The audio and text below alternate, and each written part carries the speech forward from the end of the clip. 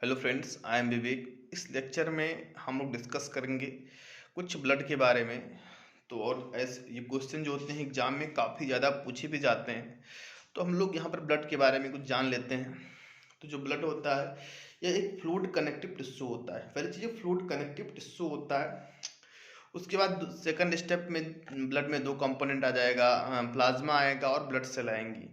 तो प्लाज्मा जो होता है वो 55% कंटेन करता है। तो जो ब्लड का जो 55% पार्ट होता है वो प्लाज्मा होता है, और जो 45% पार्ट होता है वो ब्लड सेल होती हैं।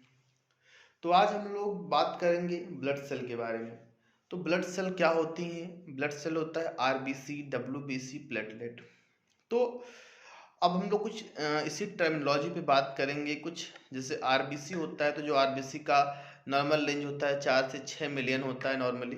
तो अगर आरबीसी काउंट इंक्रीज कर जाए उस कंडीशन को हम लोग क्या बोलेंगे? अगर आरबीसी काउंट डिक्रीज कर जाए उस कंडीशन को क्या बोलेंगे? आज हम लोग इन्हीं टर्मिनोलॉजी पे बात करेंगे। तो यदि आरबीसी काउंट इंक्रीज कर जाए तो उसे हम लोग बोलते हैं एरिथ्रोसाइटोसिस। एरिथ्रोसाइटोसिस। यदि आरबीसी काउंट डिक्रीज कर जाए तो उसे हम बोलते हैं एरिथ्रोसाइटोपिनिया। ठीक है, इंक्रीज करना एरिथ्रोसाइटोसिस, डिक्रीज करना एरिथ्रोसाइटोपिनिया।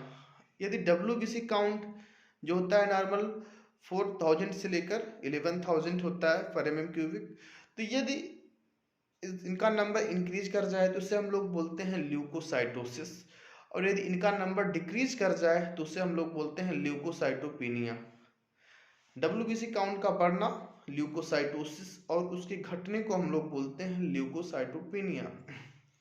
हम लोग जान लेते हैं सर डब्ल्यूबीसी के बारे में। इसमें दो पार्ट होते हैं, एक होता है ग्रेनुलोसाइट, दूसरा होता है एग्रेनुलोसाइट।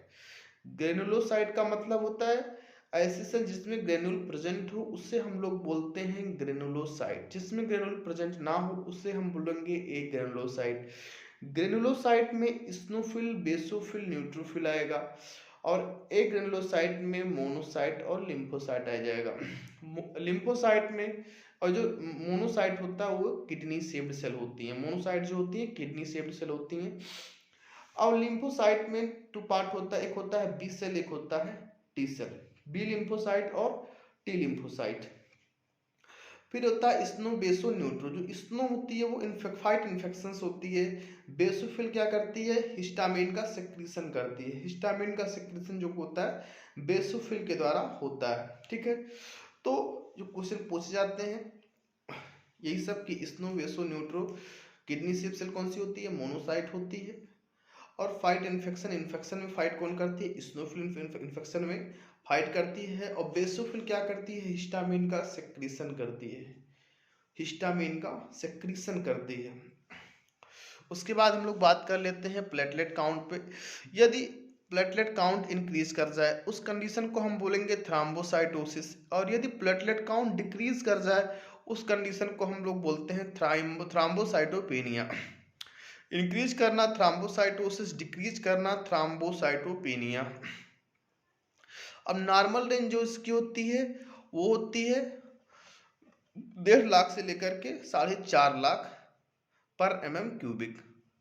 1.5 लाख से लेकर के 4.5 लाख पर एम एम क्यूबिक इसकी नॉर्मल रेंज होती है।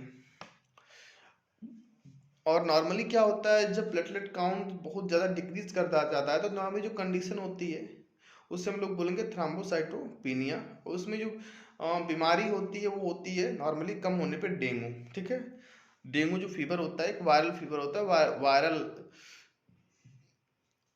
फीवर होता है डेंगू। तो डेंगू जो होता है वो प्लेटलेट काउंट कम होने पे होता है। उसमें क्या होता है? इंटरनल ब्लीडिंग हो जाती है। जब प्लेटलेट काउंट कम हो रहेगा तो इंटरनल ब्लीडिंग हो सकती है। ठीक है, उसके बाद हम लोग बात कर लेते हैं थोड़ा बहुत हीमोग्लोबिन एस्टिमेशन के बारे में। ये क्वेश्चन सबसे ज़्यादा पूछा जाता है एलटी एग्जाम में। Hb estimation, normal range in male में 11 से लेकर के 18 तक, 11 to 18 नॉर्मल रेंज होता है इन मेल में। फीमेल में क्या होता है? वही 12 to 16 या 17 मान लीजिए ग्राम पर डीएल। ठीक है, तो और 11 to 18 इन या 16, 17 अलग अलग लैब में अलग अलग वेरी करता है। तो जो नॉर्मल रेंज होती है अपने बोल दे कि 11 to 16 नॉर्मल रेंज होती है। तो ये और इनका अगर घट रहा है हीमोग्लोबिन तो उस कंडीशन को हम लोग जो है एनीमिया बोलते हैं। खैर एनीमिया में काफ़ी कंडीशंस होती हैं, उसको हम लोग आगे पढ़ेंगे भी। और अगर हीमोग्लोबिन बढ़ रहा है तो उससे जो है वो ज़्यादा अगर इंक्रीज कर रहा है तो उससे हार्ट डिजीज के चांसेस होते हैं। कॉन्जेनाइटल हार्ट डिजीज हीमोग्लोबिन के बढ़ने से हो सकता है, कॉन्जेनाइटल हार्ट डिजीज होने के चांसेस होते हैं। उसके बाद हम लोग बात कर लेते हैं HB एस्टिमेशन में। जैसे HB एस्टिमेशन किया कैसे जाता है, तो HB एस्टिमेशन जो है इसमें जो भी मेथड हैं, साली मेथड है, ऑक्सी हीमोग्लोबिन मेथड है और साइन मेथड, उन्हें हम लोग को पढ़ना होगा और वो एग्जाम में काफ़ी ज़्यादा पूछे भी जाते हैं। साली मेथड हो गया, ऑक्सी हीमोग्लोबिन मेथड हो गया, नॉर्मली जो है साली और साइन मेथड ये सबसे ज़्यादा पूछे जाते हैं। ठीक है। उसके बाद फिर क्वेश्चन आता है ESR क्या होता है, ये भी क्वेश्चन भी जो है हेमेटोलॉजी से ये क्वेश्चन भी काफ़ी एग्जाम में पूछा आता है, पूछा जा भी सकता है। इसका फुल फॉर्म होता है erythrocyte sedimentation rate, the fall of the RBC का फॉल करना इन बॉटम में आरबीसी कितनी तेजी से फॉल कर रहा है उसी को हम लोग बोलते हैं ESR, एरिथ्रोसाइट सेडिमेंटेशन रेट। ठीक है। ESR का बढ़ना जो है इन्फेक्शन को शो करता है। ESR अगर इंक्रीज कर रहा है तो वो इन्फेक्शन की कंडीशन में होती है। The fall of the RBC का गिरना जो है वो कहलाता है ESR, एरिथ्रोसाइट सेडिमेंटेशन रेट। उसके बाद थोड़ा सा हम बात कर लेते हैं माइक्रोबायोलॉजी में जो क्वेश्चन सबसे ज़्यादा पूछे जाते हैं, उसमें क्वेश्चन होता है कल्चर मीडिया। तो कल्चर मीडिया का मतलब होता है कि माइक्रोब्स को ग्रो करवाना। जैसे एक मीडियम होता है उसके माध्यम से माइक्रोब्स को ग्रो कराया जाता है, तो उससे हम लोग बोलते हैं कल्चर मीडिया। ठीक है। ये क्वेश्चन भी काफ़ी पूछा जाता है, उनके टाइप्स और कल्चर मीडिया में। जैसे कल्चर मीडिया अब फिजिकल स्टेट के आधार पे solid culture media, semi solid, liquid. उसके बाद फिर on the basis of the oxygen requirement के आधार पे aerobic culture media, anaerobic culture media. उसके बाद न्यूट्रिशनल रिक्वायरमेंट के आधार पे basal media, differential media, indicator media और simple media, complex media, enriched media, enrichment media, ये सब जो है नॉर्मली हम लोग को पढ़ना होता है। उसके बाद अगला जो क्वेश्चन है माइक्रोबायोलॉजी से वो होता है स्टरलाइजेशन में भी हम लोगों को उसका फिजिकल मेथड, उसका केमिकल मेथड की फिजिकल मेथड से स्टरलाइजेशन कैसे करते हैं, केमिकल मेथड से स्टरलाइजेशन कैसे करते हैं। तो फिजिकल मेथड में क्या होता है, तो फिजिकल मेथड में जैसे होता है बायोफिजिकली फिजिकल मेथड में जैसे आता है हीट हो जाता है, रेडिएशन होता है और फिल्ट्रेशन होता है। और केमिकल मेथड में होता है बायोकेमिकली। स्टेरिलाइजेशन का मतलब होता है किसी ऑब्जेक्ट से, किसी पदार्थ या वस्तु से माइक्रोब्स को नष्ट करना। ठीक, किसी ऑब्जेक्ट या किसी पदार्थ से माइक्रोब्स को नष्ट करना जो होता है स्टेरिलाइजेशन कहलाता है। हम लोग स्टेरिलाइज कैसे करेंगे, तो उसमें होता है एक होता है फिजिकल मेथड और एक होता है केमिकल मेथड। फिजिकल मेथड में हम लोग फिजिकली ट्रीटमेंट करते हैं और माइक्रोब्स को नष्ट करते हैं। फिजिकल मेथड में नॉर्मली लोग देखते भी हैं तो हीट होता है, हीट से जो है माइक्रोब्स को नष्ट किया जाता है। किसी भी मान लीजिए पानी को हम हीट कर रहे हैं तो उसमें जो भी माइक्रोब्स रहेगा वो नष्ट होगा ही।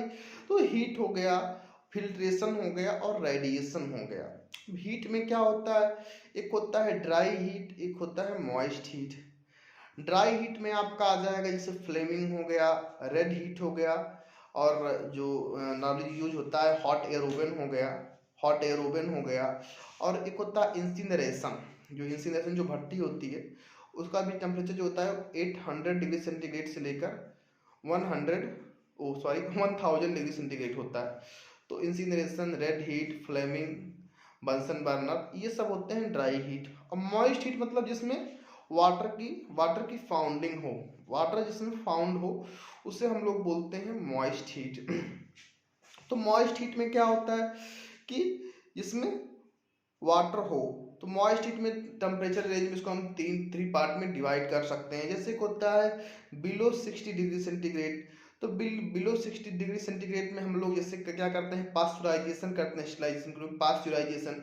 इसमें हम लोग क्या करते हैं, मिल्क को 60 से 65 degree centigrade, 60 to 65 degree centigrade पर 15 से 20 मिनट के लिए हीट करते हैं। ठीक है, उसके बाद फिर एक होता है वैक्सीन बाथ। वैक्सीन के लिए भी हम लोग 60 डिग्री सेंटीग्रेड पर वैक्सीन को रखते हैं। उसके बाद आता है 100 डिग्री सेंटीग्रेड पर। 100 डिग्री पर हम लोग क्या करते हैं, बॉइलिंग करवाते हैं। एक होता है बॉइलिंग, बॉइलिंग 100 पर ही होता है। और उसके बाद बात आता है एबव 100। एबव 100 में जो टेम्परेचर होता है ऑटोक्लेव का, ऑटोक्लेव का। फिर एक होता है रेडिएशन, एक होता है फिल्ट्रेशन। ये सब मेथड होते हैं केमिकली। अगर हम लोग देखते हैं तो केमिकल में जैसे एक होता है कि फिनाल हो गया, क्रिसॉल हो गया, उसके बाद फिर डिटॉल हो गया, एल्कोहल हो गया, ग्लूटाल्डिहाइड हो गया, एल्डिहाइड हो गया, ये सब जो होते हैं, एस्टेल्डिहाइड हो गया, ये सब केमिकली हम लोग ट्रीट करते हैं। फॉर्मेल्डिहाइड हो गया, फॉर्मेलिन जो यूज होता है टिश्यू के प्रिजर्वेशन के लिए, हिस्टोलॉजी में यूज भी होता है, हिस्टोपैथोलॉजी में। तो हिस्टोपैथोलॉजी में यूज होता है फॉर्मेलिन, ये टिश्यू को प्रिजर्व करने के लिए यूज हो गया। और स्पिरिट हम लोग जानते हैं, स्पिरिट का भी यूज करते हैं। ये भी जो है यूज होता है माइक्रोब्स को नष्ट करने के लिए, माइक्रोब्स को डिस्ट्रॉय करने के लिए। तो स्टैशन का सीधा सा मतलब ये होता है किसी ऑब्जेक्ट या किसी पदार्थ से माइक्रोब्स को नष्ट करना। और उसके जो मेथड होते हैं फिजिकल होता है, केमिकल होता है। तो केमिकल का मतलब होता है केमिकली ट्रीटमेंट, कुछ ऐसा करने की जिससे माइक्रोब्स नष्ट हो जाएं। तो हम लोग यूज भी करते हैं, फिनॉल करते हैं, क्रिसॉल करते हैं, डिटॉल करते हैं, साथ में अल्कोहल देखते हैं आप लोग, फार्मलिन देखते हैं, एल्डिहाइड देखते हैं, ग्लूटाल्डिहाइड देखते हैं।